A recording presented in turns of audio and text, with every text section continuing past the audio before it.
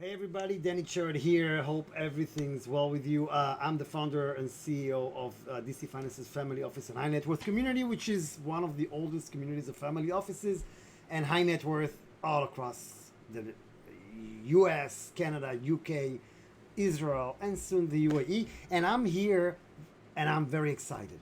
Okay, this is how I look when I'm excited. Okay, this is excitement.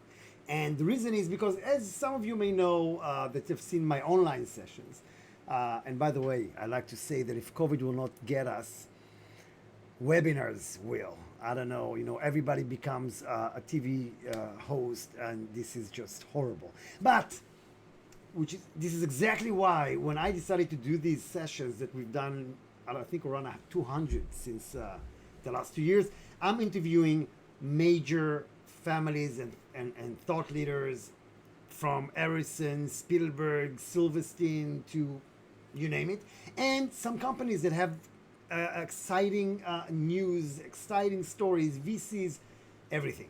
And this is all targeting the high net worth and family office community, but this time I am going to do a session for the other side, for the sell side, for the funds, for the companies raising capital, and that want to understand how to reach the family office world and learn from our experience. And I will soon tell you who my guest is that will join me to help you with that. Now, you see, if I have to stop for a second and explain why you need to reach the family office space, I think you're in the wrong video. But really, in a nutshell, they are sophisticated. They are the end users. They're not going anywhere like a CIO of a pension fund that might be here tomorrow or not. They are the family members. They are the owners of the wealth. They are sophisticated. They are loyal. They'll bring their friends if they like what they do. They'll sit on your boards.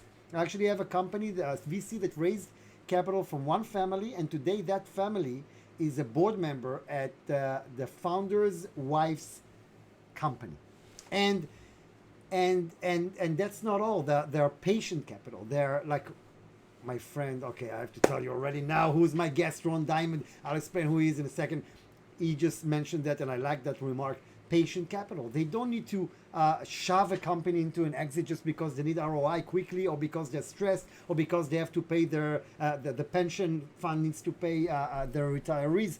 No, they can stay for 15 years, 10 years, as long as it takes. And again, they are smart. They are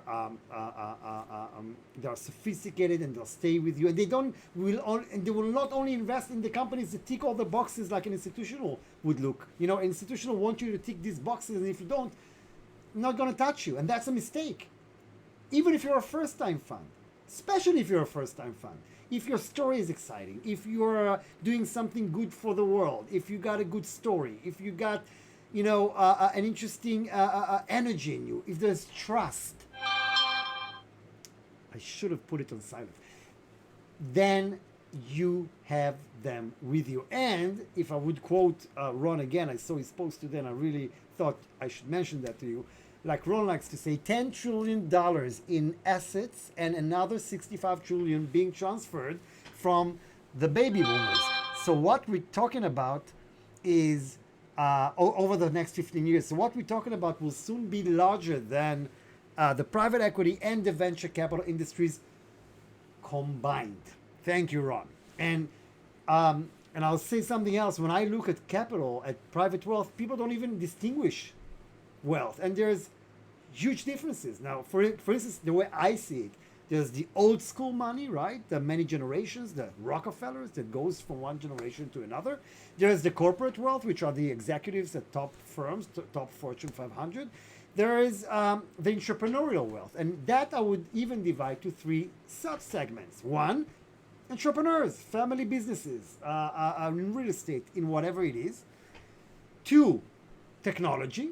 And you know what? I would do it this way. Technology I would divide to two. One is the more traditional technology, if you can call it that way, that went through the right path, the right school, the right this, the right that, developed a company. They are all bright and nice people. And the other side, the wilder side, blockchain, crypto, DeFi, people that have thought-provoking ideas, a little bit, not everybody's cup of tea, great people, but different mindset. Now, each one of those kinds of wealth, different mindset, different challenges, different way to talk to them. Now, What are we going to talk about is what we learned throughout the years, how companies don't know how to follow up when they meet family offices. Forget the fact that most of the groups calling themselves family office conferences or groups, they are basically people that have families and maybe an office. That's about it. But even if you reach them, then what do you do? So many do an elevator pitch that's right only if your elevator was stuck in a thunderstorm for 3 days. They bring the wrong people to speak on stage. Sometimes the entrepreneur should sit down in a basement and not communicate with human beings. And they come with long pitches. They follow up too much or don't follow up at all. If a family says, okay, I'd love to talk to you, immediately they're getting 10 attachments in their email. You need to learn what to stress. Maybe there are things about you, people you employ, people at your firm, goals that you should stress. They don't know that. Sometimes I see a white paper or a paragraph about a company, and I'm like, this is boring. This is very boring. You do something way more interesting, but you mentioned it in paragraph 3. Nobody's going to reach paragraph 3. So, a lot of experience that I'm happy to share with you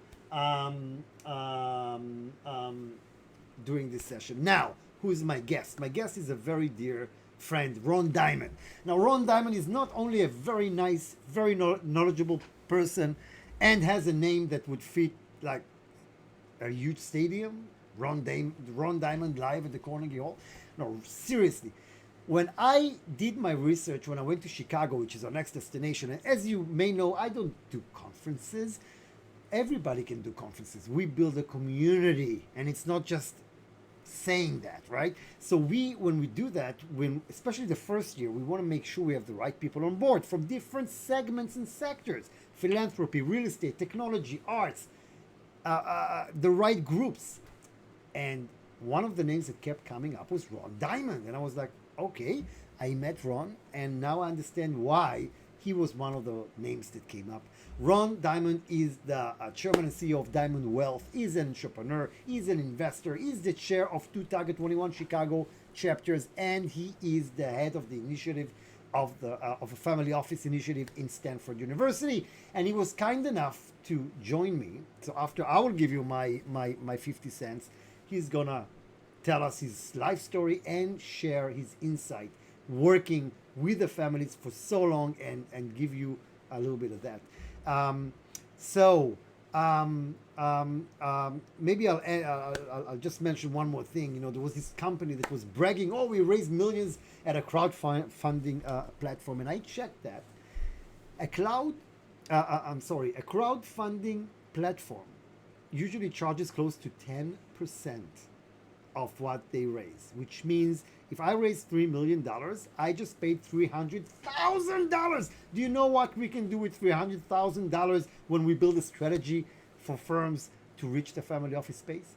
Now, would you want to be an investor in a company that 10% of your money already went away for nothing just because there's a mediator? I wouldn't. So this is shocking. This is how I look when I'm shocked. Join us and be safe.